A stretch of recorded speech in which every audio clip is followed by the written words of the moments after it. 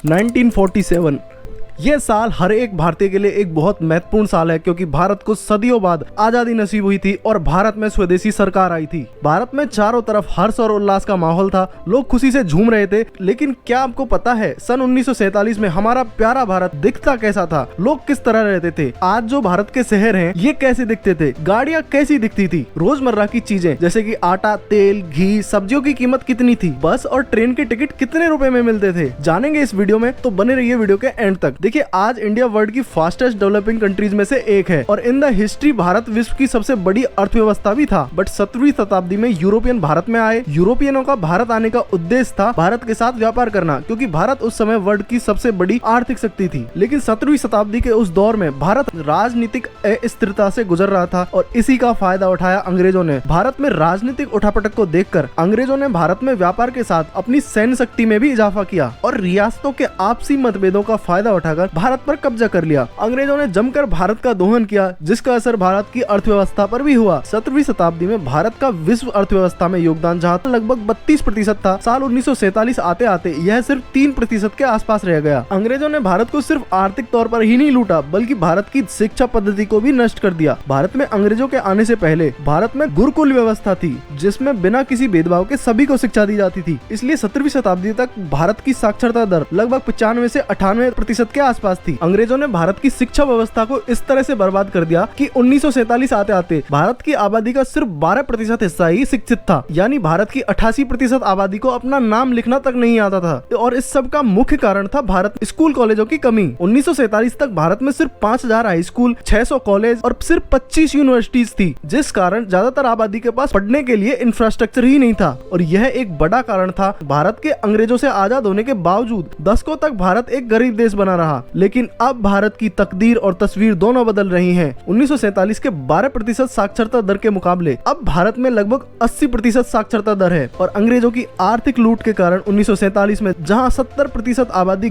गरीबी रेखा के नीचे जीवन व्यतीत करती थी, वही यह दर घटकर अब 16 से 17% के आसपास आ गई है। 1947 के दौर में चीजों के दाम सुनकर आप दंग रह जाओगे। आप लोगों को पता ही है, रुपया भारत की आधिकारिक मुद्रा है और पैसे से भी आप सभी लोग परिचित हैं। लेकिन 1947 में भारत में रुपया और पैसे के साथ साथ पाई और आना भी प्रचलन में था। 1 रुपए की कीमत 16 आने के बराबर थी और पाई भारत की सबसे कम कीमत वाली मुद्रा थी। 1 पाई की कीमत 1/3 पैसा हुआ करती थी। आपने पाई के बारे में फिल्मों में कई डायलॉग सुने होंगे।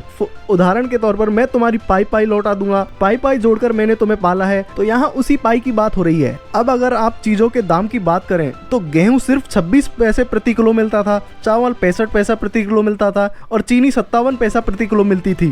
केरोसिन की कीमत 23 पैसा प्रति लीटर थी, पेट्रोल की कीमत 41 पैसा प्रति लीटर थी। आज के समय से अगर इन चीजों की कीमत की तुलना करें तो आज के समय ये चीजें 100 से लेकर 200 गुना तक महंगी हो चुकी हैं। फिर भी भारत के ज्यादातर लोग अपनी जरूरतें पूरी कर लेते हैं, क्योंकि आज के समय भारत की प्रति व्यक्ति आय 2 लाख रुपए के आसपास है। जबकि अगर उस समय की बात करें तो भारत में 1947 के दौर में प्रति व्यक्ति आय 200 रुपए से भी कम थी। इसलिए चीजें इतनी सस्ती होने के बावजूद भारत में ज्यादातर लोग 2 वक्त की रोटी तक नहीं जुटा पाते थे। गरीबी इतनी थी कि गाँव में कच्ची पक्की सड़क तो छोड़िए, मुश्किल से कोई पगडंडी हुआ करती थी। गाँव की ज्यादातर आबादी के पास कच्चे मकान हुआ करते थे, जो कि मिट्टी की दीवारों से बने हुए होते थे और उन पर आज की तरह डिस्टम्पर या अन्य प्रकार का कलर नहीं किया होता था, बल्कि उन्हें गोबर से लेपा जाता था। घरों की छतें टाट या पेड़ों के पत्तों को इकट्ठा करके बनाई जाती थी। 1947 तक भारत की आबादी का लगभग 70 से 80% हिस्सा गाँव में ही रहता था। 1947 तक भारत में सिर्फ 1500 गाँवों तक ही बिजली पहुंची थी, यानी भारत की लगभग 70 से 75% आबादी को ये तक नहीं पता था कि रात में बल्ब की रोशनी होती कैसे है। गाँव की तुलना में शहरों की स्थिति बहुत बेहतर थी। शहरों में स्कूल, कॉलेज थे, रोजगार के लिए फैक्ट्रियां थी, घर घर तक बिजली पहुंच रही थी। लेकिन उस समय भारत के शहर आज के शहरों से बहुत अलग हुआ करते थे। 1947 के दौर में शहरों की आबादी अब की आबादी से बहुत कम हुआ करती थी।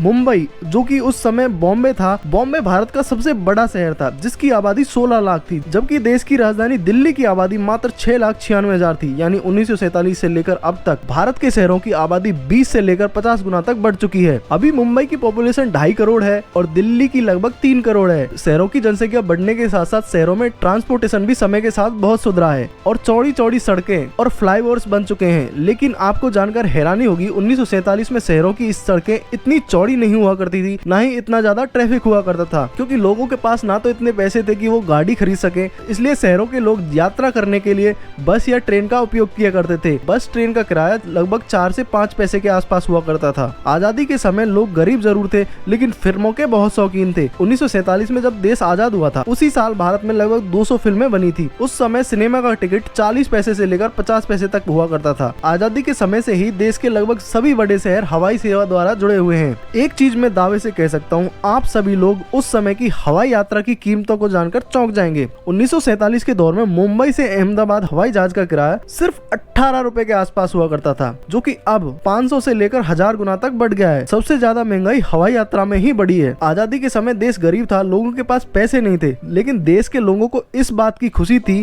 कि सदियों बाद भारत विदेशी शासन से मुक्ति मिली है और उस समय लोगों की आंखों में उज्जवल भविष्य के सपने थे। भारत अब विश्व की सबसे फास्टेस्ट ग्रोइंग इकोनॉमी है। भारत की अर्थव्यवस्था आज उस दौर में पहुंच चुकी है जिस ब्रिटेन ने भारत पर लगभग 200 सालों तक शासन किया था, उसी ब्रिटेन से ज्यादा भारत की आज अर्थव्यवस्था हो चुकी है।